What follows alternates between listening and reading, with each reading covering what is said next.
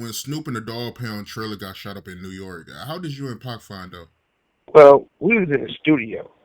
Me and Pac was in the studio and doing music. So when they called the studio, and we cut the music off, put it on speaker, and they was like, we can tell it was a problem because shit, Snoop really was being Michael Jackson on that phone call. It was like it wasn't none of the, it wasn't no toughness about it.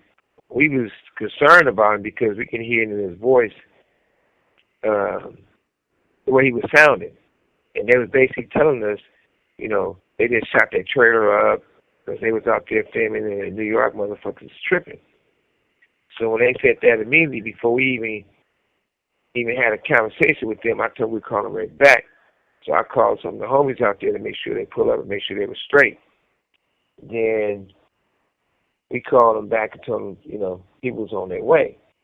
But besides that, that's when Pac took things in his hands. Pac was like, fuck all that.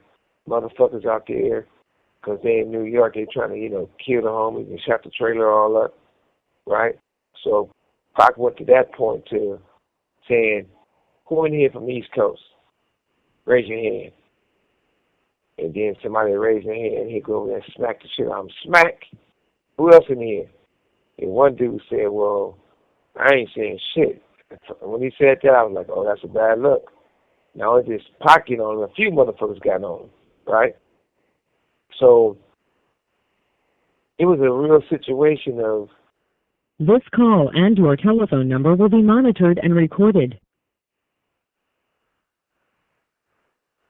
Everybody having their back and really going in, supporting them.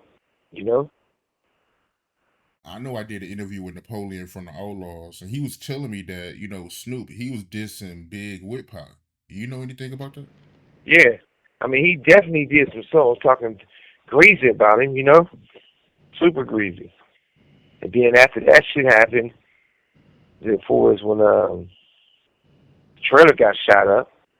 I mean, I think they probably hated Biggie 100 times more than Pac hated him. Yeah, they motherfuckers, they really was on fuck Biggie type of shit.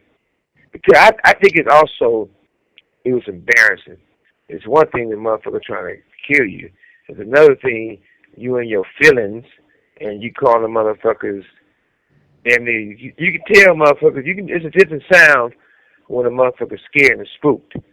And the way Snoop was rambling, only time I ever see a motherfucker sound like that is when either they got their ass whipped real bad, or they're about to get their ass whipped real bad, or somebody was about to do something to them worse.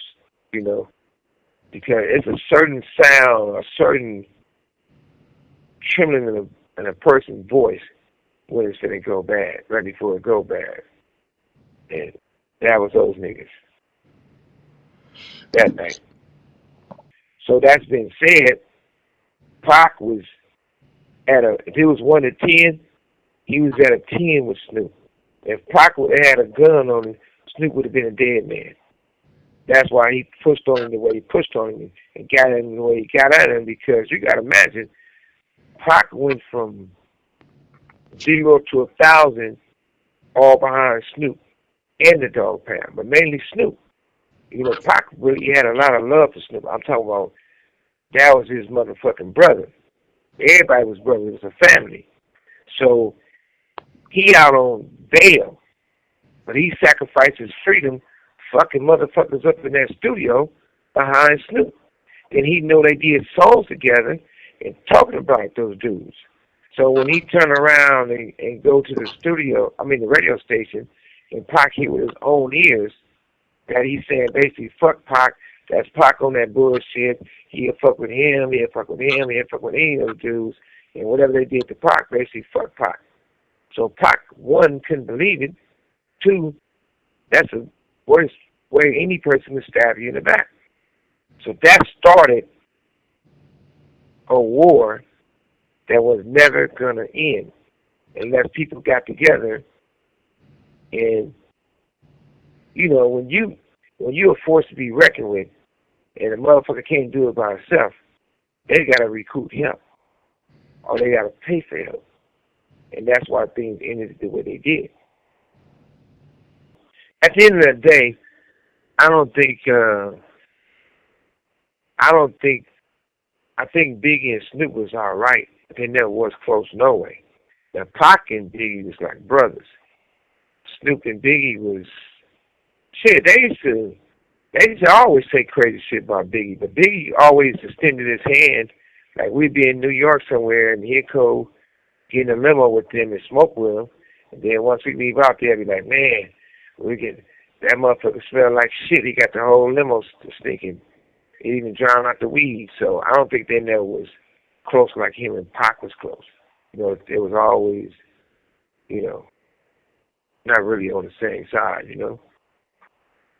So they was making comments about Big Odor. Yeah. It was like shit. Biggie smelled like shit.